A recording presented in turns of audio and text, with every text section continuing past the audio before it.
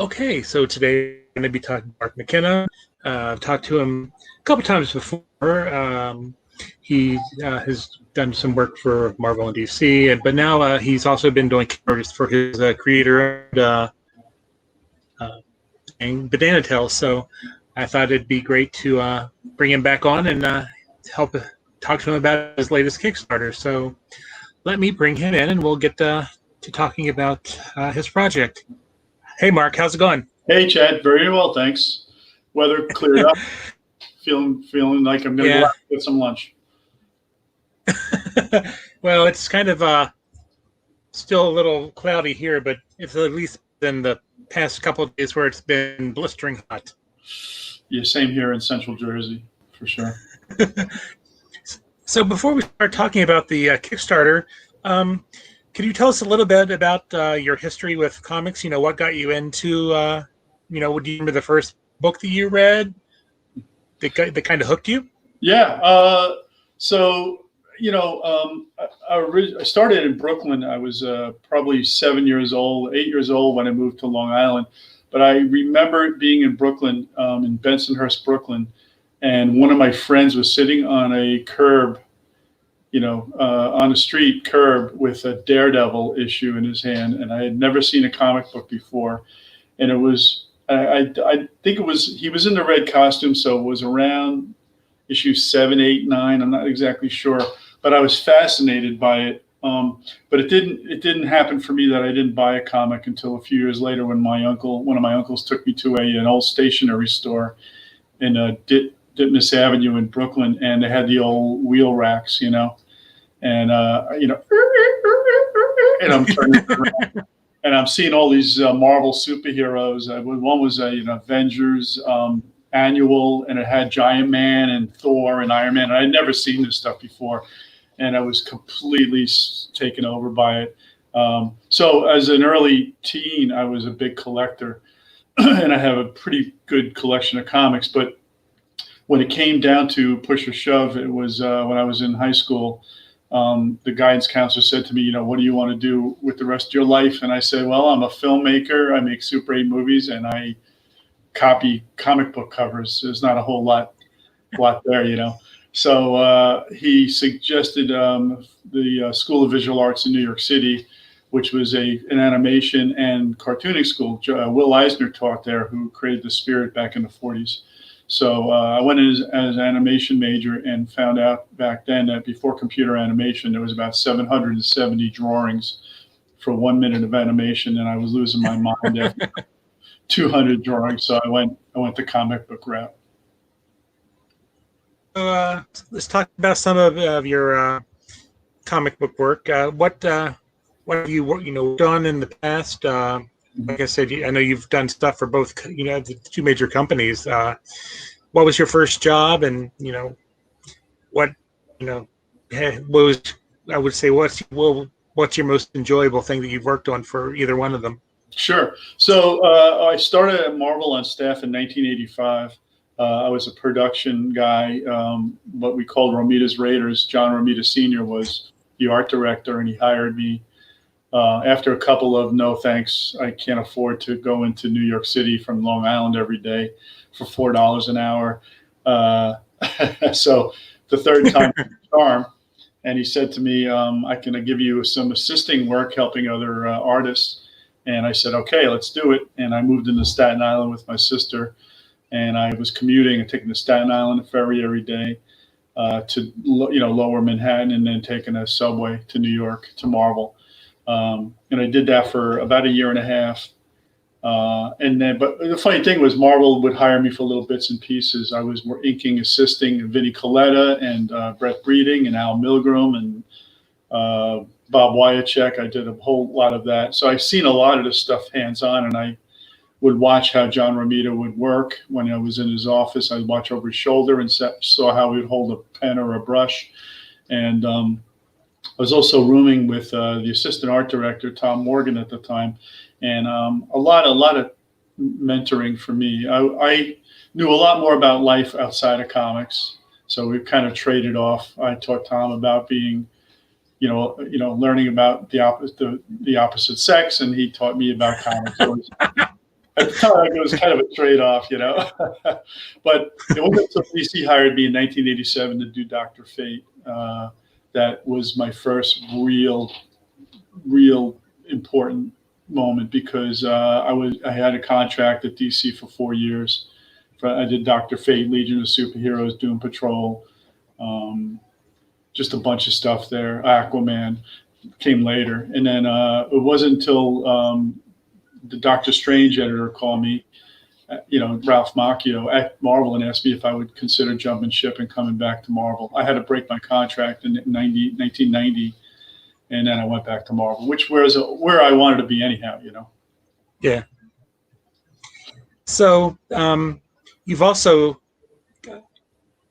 stepped into the creator-owned stuff. I know you've done Combat Jets before, and your current project, Banana Tails. How about a little bit? Can you tell us a little bit about Banana Tails and how, where that idea came from, and how long you've been working on it? Sure. So when the business of selling comics changed for Marvel and DC, you've seen the big downturn. After '92 was the boom, right? And '93, you could see the difference. By around '94, Marvel was firing people. People were losing their jobs, and the whole business changed because they'd grown so fast that when the speculator market was very intense, and guys were buying hundreds of comics. I mean, there was they figured out there was 500,000 readers in the country back then, but their books were selling. Spider-Man was selling 750,000 books a month. So you're outside of your reading range, right? So it's a lot of speculators buying books with metallic covers, glow-in-the-dark covers, and buying them at $4 each and selling them for $15 each. And we all got caught up in that. I signed 4,000 Spider-Man books for the QVC back in 1992. They paid me handsomely, so I can't complain. But we all knew that the speculators, once they disappeared from the market would change dramatically, and it did. And couple the energy letting, the wind coming out of the sails with the fact that all of a sudden I'm not nearly as busy as I was in the early '90s, where I was doing sometimes 3 books a month. I was doing The Punisher, I was doing Iron Man, I was doing The Scarlet Witch, I was doing Nomad, I was doing the Darkhold, Spirits of Vengeance book. And I started to come up with the ideas, while I'm still recognizable in the business, maybe I could do something for the kids and get outside of my comfort level. And my daughter was 4 years old, and she had just had an operation on her throat to remove a cyst in her throat. And I remember taking her directly to Toys R Us and saying, "You can have anything you want in the store." And then I thought to myself, wow, I would like to be on the other side of that and be somebody who creates something that kids would like. And enter Banana Tail. I came up with the concept of a monkey who had a banana for a tail with my father, who potentially had great writing chops, but he just never saw fruition. So I said to him, "Dad, we can do something with this." I did my first book in 2001, and Diamond bought 1,100 copies from me, and then I sold another, I can't remember, 500 copies through one school. So my whole print run just went in 1 month, and I felt like we had something there. Also, people at comic book in the comic community were starting to look at me differently. This is a guy who's doing a tale of different proportions. A little bit on the Banana Tail thing. Yeah. So now this isn't your first Kickstarter for Banana Tails. Is that correct? That is. It's my 10th Kickstarter overall, and probably my 3rd for Banana Tail. The last one before the pandemic hit was for the Banana Tail Halloween special, which I needed a lot less money to do that because it was a comic book format, and that went easily. I was 9 for 9 before the pandemic. I had hit on 9 in a row, and I was feeling a little bit good about it. And then the pandemic hit, and then the beginning of April happened, and I could just see that I wasn't going to get near it because people were afraid. People were afraid to spend their money. Yeah. Unemployment was up. Everything was ugly at that point, you know. So, tell us a little bit. I mean, you've mentioned that the about Banana who has Banana Tail. Who else? Who are the other members or the other characters in the book? So Banana Tail was wrapped around when my father came up with the concept. And by the way, my father passed in '02, so he never got to see the books come to fruition. My mom is still with us, so she got to see this. So Banana Tail's based on Tic Tac, the plaid zebra, and Rena, who's a mood color changing rhino, are his two best friends. And Rena, I thought was a cool idea. Associate mood with color. If she's blue, she's sad. If she's red, she's mad. If she's yellow, she's scared. The kids could associate mood with color. And Eggboo, who's kind of like the Wizard of Oz on the island, he's the character who they go to for advice. But he basically just throws it back at them and questions them as to what they should do. So the adults in the process don't remedy the problems. They throw it back at the kids, and the kids kind of figure it out for themselves. So the process was to do 3 storybooks focusing on the 3 main characters. The original was Banana Tail. Then I did Image Comics did the Banana Tail's Colorful Adventure, and that was a focus on Rena. And then the newest one right now is a focus on the first time he met Tic Tac, the plaid zebra, in the Checkerboard Jungle. You know, I'm going outside the box. I'm having fun with it. There's a checkerboard part of this jungle that they live on, and you know, he's having a nap, and Banana Tail's getting chased into the jungle by Snap and Snare. They're a snake and alligator hunting team. He hides behind this rock, and the rock opens up its eyes, and he finds out that it's not a rock. It's this new character, you know, Tic Tac, and Tic Tac helps him get out of harm's way, and that will be the 3rd one. And then I was hoping I would collect all of the stories that I've had. So I had 3 basic storybooks, plus the Banana Tail Tales and Activities, and the Banana Tail Halloween special. And then I spoke to my wife and my son. They said, why don't you just do a storybook, a complete short storybook, like compilation of just short stories. So after this does get funded, and I do that, I'm going to go back to Combat Jacks and do another story about Combat Jacks and the Abominable Snowman. So it's called, that's going to be called Combat Jacks, codename 88. And 88 stands for Eddie, and he's the 8th Yeti that has been government created in the Himalayas. So they're not indigenous to the Himalayas, the Yeti. They're actually government created, and they get a taste for pumpkin blood, you know. So we're going to work on that. I'm going to do it as a. I was going to say, for those who don't know, Combat Jacks involves pumpkins. I think when we talked about that, it was you said that it was inspired by your love for horror. Yeah, very true. I'm a fan of the old EC horror books, you know, the Vault of Horror, Tales of the Crypt, that kind of stuff. So, and I always was a big fan of kind of the rubber-suited horror movies, you know, It Came From Beyond the Stars, or, you know, that kind of stuff, those hokey-looking things. So, and I really thought John Carpenter would take to it, you know, and do something, maybe a sci-fi movie a week where they have a $250,000 budget and do something with it. The first miniseries I collected, and I have a collection called the Combat Jacks, the collection, and I raised about $9,500 to do it. What was nice about that is the books were completed, so all I had to do was did a 5-page prologue story and then paid for printing. So a lot of that money went into the book, and it's came out really nice too. And it's square bound and everything. Yeah, it's 144 pages, if for those who didn't want to see it. And you can go to combatjacks.com and actually order the book too. I have about 12, 14 cases still in the garage. So what are you offering for, you know, your campaign for people who, pledge for their support levels? Yeah, so a lot of the rewards I tried to keep it to children's book rewards because I was trying to get outside of the comic book business. But the reality is, I sell 5 Batman, Spider-Man prints for every combat, maybe, 5, maybe even 10 Batman, Spider-Man prints for every Banana Tail book I sell. So people still see me as that guy. I'm trying to kind of change that a little bit and move it over. But the rewards range from the books, the previous books, digital copies of the books, to T-shirts. I have group hug T-shirts that are kids medium, large, and adults small. I have a couple coffee mugs available. And then I go into superhero prints, posters.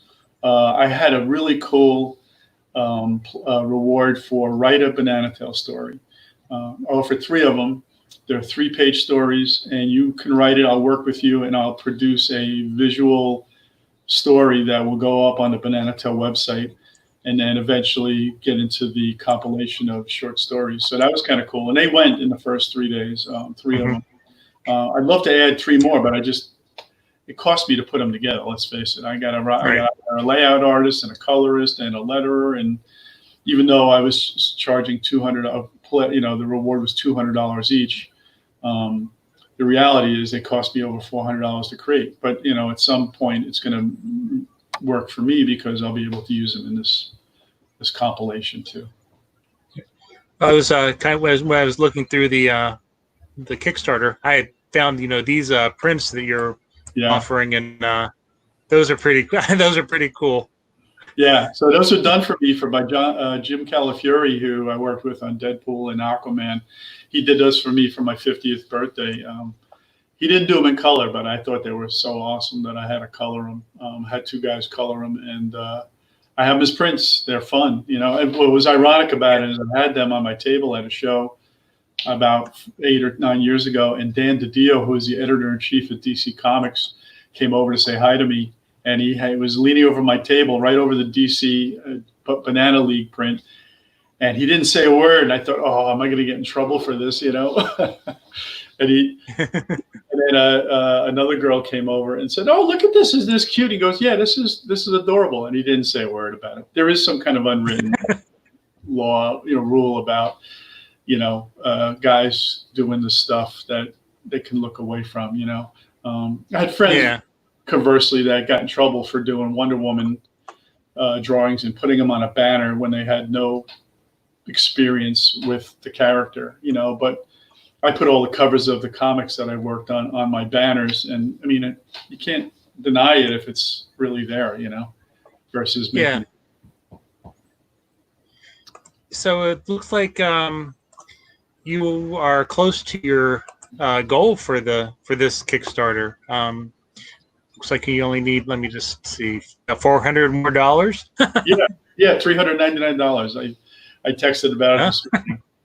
When I failed back in April, I had raised $4,511 in 30 days. So I've only done this in 4 days. So I have a feeling that weekend I'll make my number. And people are feeling better about things. I mean, they're not scared about their jobs, and I think people were bummed out I didn't make it the first time. I had a lot of friends tell me, "Oh, you'll make it," and I was like, "I don't feel it," But I mean, the pandemic took over, and the other part of it is the book wasn't going to ship until late summer, early fall, and people wanted something in their hands immediately. Now they don't want to wait. They're feeling bad about life. I want to be able to put it in their hands. I couldn't do it for months because I still had to go to China with printing, and there's such a thing as a slow boat from China. It does take 8 weeks to get books after they're printed, So the book is finished, correct? Book is finished. It's ready to go to print. Just wanted to confirm that I had the money to print it, because if anybody doesn't understand the working behind Kickstarter, if you don't make your pledge, if you don't make your campaign amount, nobody gets their rewards, and the money doesn't come to me, because everybody gets their money back. So I needed to reach that 4,500. Even if it goes to 4,500 and then somebody pulls one of their pledges back and drops under, the fact that I reached it is considered goal, and then I'll get money. The other part of it, I don't know if any people notice, but 9% of it goes to Kickstarter. I think 4 or 5% of it is to charge credit cards, and then the other 5% is the fee that you pay them. So really, at $4,500, they're getting $900 out of it. So $4,500 is the bare minimum for me, right? Because I know my print run costs. $6,000 would do a lot more, because I had to pull away the fact that I spent almost $4,000 on penciling, inking, coloring, logo design, lettering. All that is stuff that's not included in this Kickstarter. The other part of it is, when I had the failed Kickstarter back on April 7th, people reached out to me and asked me if they could still get their rewards. So I was able to offer, about $1,800 in rewards. So I put that money right into an account that I know is going towards the printing. Well, that's I mean, yeah, I was looking at what I was, I'm sorry, I had the previous Kickstarter up at the beginning, but I found the one. Yeah, I didn't know. Yeah. But no, it's I know we talked about Banana Tales before, and it's a great book, and it's a interesting concept, and I'm sure it's kids need more comic books. That's probably goes without saying. Yeah, kids don't read anymore. It's all video games now. I mean, Marvel Studios just uses the comic part of the business to pull characters from and make blockbuster movies. They don't give the money back to the comic book industry, which is a true story. I don't know if it's changed since then, but they basically used it to pull information, use it as a Bible to pull characters out of and do interesting backstories. But yeah, as far as sales, I don't see an uptick in sales in comic books anymore. I mean, I was telling you earlier, Spider-Man was selling in the heyday 750,000 copies a month. I don't know if it's selling 70 or 80,000 copies a month right now. So the numbers are dramatically different. I did a Spider-Man book in '92. That one I signed for the QVC. I did an 8-page backup story in that, and the book sold 1,100,000 copies. I mean, I know that because I saw the royalty circulation numbers on it, and it was tremendous. I never did a book that sold over 425,000 copies, but it was Spider-Man. The backstory of that one is actually kind of cute, because I was offered the story by the editor, and then I went in the following day to pick it up, and he said to me, "What are you doing here?" I said, "I came to pick up the 8-page story that you promised me." He goes, "Oh crap, I forgot all about it." He goes, "Follow." I said, "Just give me something else." He goes, "No, this is a big deal. This is the 35th anniversary of Amazing Spider-Man." So he says, "Follow me." And I followed him, and he went into the mailroom, and he had a box there, and it was already made out to another inker. And then he ripped the box open and handed me the pages, and he goes, "He'll get another job, not you, And I'm thankful he did that, because I had no idea how big a deal that project was at the time. It's still a metallic Venom cover, I sold, like I said, I signed 4,000 for the QVC. It sold 1 million copies. It was a beast of a book for me back then. So I'll go ahead and wrap this up. So have you been reading anything lately? Going back and reading anything that you before? Or... Yeah, my reading of comics is really kind of fallen off. I don't need anything in my bedstand. You know what I'm reading? I'm reading the Stan Lee biography by Danny Fingeroth right now. Okay. But it's called The Marvelous Life, I believe. Danny, I know Danny. I was excited to read about Stan Lee, growing up and stuff like that, stuff you certainly don't know about. Didn't know he had a talk show. They tried out in 1968. He was not the kind of guy that would talk negatively about anything. If you know anything about him, he's such a positive guy. So talking about politics and stuff wasn't a strong point, and something that, you don't want him to expose on, the negativity of stuff when he's such a positive guy. The book's a little sometimes tenuous to get through, just because there's stuff that doesn't seem that as exciting to me. And Danny, as much as I love Danny, kind of fills in the spots where you don't know the information. So he's kind of explaining things that he surmises himself, you know. And before that, I read the Sean Howe book on Marvel, The Untold Tales of Marvel Comics, which was interesting because I was at Marvel on staff during some of that stuff. And I realized that he had to fill in the blanks too, where he'd have the beginning and the end. And I remember that some in the middle, and he didn't quite get it right. But that's, you know, what happens when you're writing a book and you have to make stuff up. Doesn't mean I love the book though, you know. You know, there's nothing else I'm reading right now. I would love to pull out a couple of graphic novels, reread Marvels or stuff like that. Well, I'd like to thank you for taking the time to talk to us, and good luck with the rest of your Kickstarter. I'm sure you're going to meet your goal. So what, 26 days left? Yeah, well, 25 after tonight. Yeah, I think I might hit it by the weekend. It's difficult to always pimp stuff like that. People like, oh, it's not him again, you know. But the reality is, you know, I'll be a hell lot more comfortable after the fact, you know. Graham Nolan just raised, I don't know, $30,000-$40,000 for his monster book, The Chinu. And I'm tired of seeing his emails. I even told him, stop bothering me with this crap, you know. But we love each other, so that's no problem. All right. Well, I'll definitely include, you know, the links to, you know, the website and the Kickstarter, and you know, so if people want to check it out, then you know they should, because it's a, you know, great little property.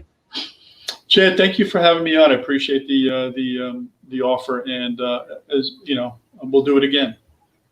Yeah. Well, stay safe, stay healthy, all that good stuff. You too. Thanks. All right. Have a good day. Say hi to my friends in Albany. All right, bye. I will.